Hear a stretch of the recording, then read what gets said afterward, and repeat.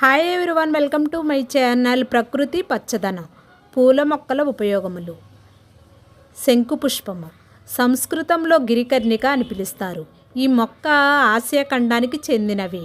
ఈ శంకు పుష్పం మొక్కను ఇంట్లో పెంచుకుంటే ఆర్థిక సమస్యలు పోయి ధనలాభం కలుగుతుంది. ఈ శంకు పుష్పము శ్రీ మహావిష్ణువుకు, లక్ష్మీదేవికి, శనీశ్వరునకు ఎంతగానో ఇష్టమైన పుష్పం.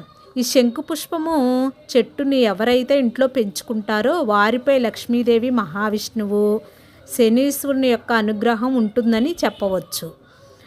బ్లూ కలర్ పుష్పాలు ఉంటాయండి. ఆ ప్లాంట్స్ అయినా ఇంట్లో పెంచుకోవచ్చు, వైట్ కలర్ అయినా పెంచుకోవచ్చు. ఇంకొక కలర్ కూడా ఉంటుందండి, కొంచెం రెడ్ వైట్ కలిసి ఉంటుంది.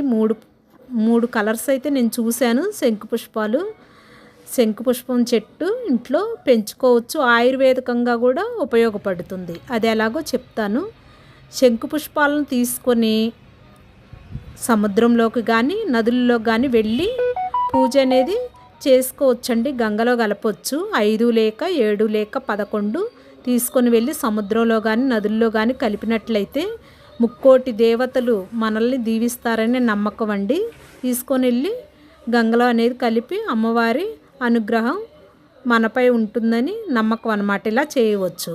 లక్ష్మీదేవి అమ్మవారి అనుగ్రహం మనపై ఉంటుందని నమ్మకం. ఇలా చేయవచ్చు.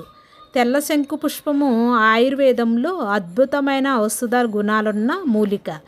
ఇది జ్ఞాపశక్తిని పెంచడమే కాకుండా మెదడుకి కూడా శక్తినివ్వడం. శంకు పుష్పము ఒత్తిడి, ఆందోళన తగ్గించటము, రోగనిరోధక శక్తి పెంపొందించడము మరియు జీర్ణక్రియకు కూడా మెరుగుపరచడంలో కూడా చాలా సహాయపడుతుందండి. శంకు పుష్పము వాడవచ్చు. శంకు పుష్పము ప్లాంట్స్ వేసుకుంటే చాలా పూలు అనేది వస్తూ ఉంటాయి. రెగ్యులర్గా కూడా వస్తూ ఉంటాయి.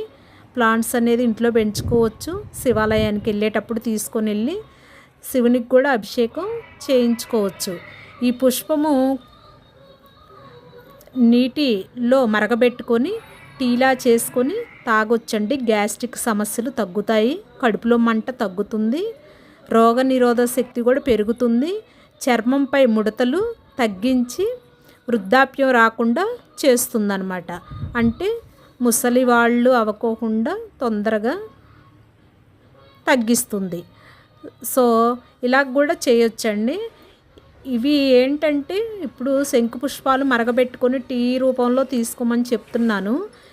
మన బాడీకి పడితేనే తీసుకోవాలండి. పడకపోతే కనుక ఎలర్జీ లాగా వస్తుందన్నమాట. ఒళ్ళంతా కూడా దురదలు లెక్క రావడం కానీ, లేకపోతే కొంచెం ఎలర్జీ తుమ్ముల టైప్లో రావడం కానీ, ఇలాంటివన్నీ కొంచెం సిమ్టమ్స్ అనేది కనబడుతూ ఉంటాయి. బాడీకి కనుక పడకపోతే కనుక 4-5 రోజులు తీసుకొని బాడీకి కనుక పడితే రోజు రెగ్యులర్గా తీసుకున్నట్లయితే ఇలాంటి సమస్యలన్నీ కూడా తగ్గుతాయి అన్నమాట.